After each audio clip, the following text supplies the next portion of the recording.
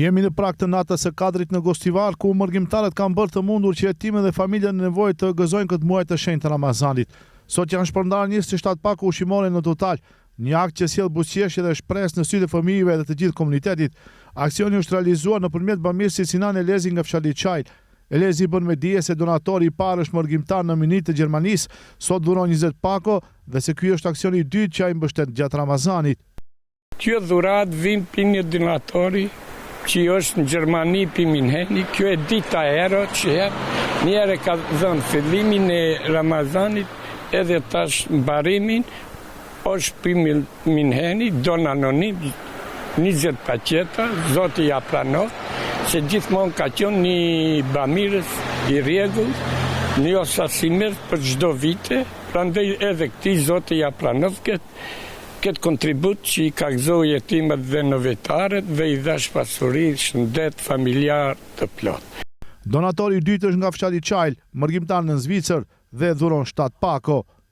E dita është ishte për Çajle, ka dhënë punon në Zvicër, don anonim, çmimin e kanë 25 euro, edhe këtij Zoti i dhash net, bereqet, lumturi dhe ja pranov këtë sadaka se ti gëzesh këtë mujtë të shejt. Nevojtarët e në jetimet do me thënë një modhe. Zoti thot, ndihmohet një nevojtar sret, nëse del dritë të dhe familjes tonë. Pakot e bamirësisë të siguruara nga donator anonim nga Gjermania dhe Zvicra përfshin çdo nevojtar të këtij rajoni. Çdo paket ka vlerën prej 50 euro dhe përveç ushqimeve simbolizon solidaritetin dhe humanizmin e banorëve dhe diasporës. Organizatorët shprehen se ky muaj shenjtë ka qenë i mbushur me aktivitete bamirësie, duke sjellë ndihmë dhe gëzim për ata që kanë më shumë nevojë. Të shohësh buzëqeshje një jetimi është më shumë se një dhuratë, është një mesazh i fuqishëm humanitar.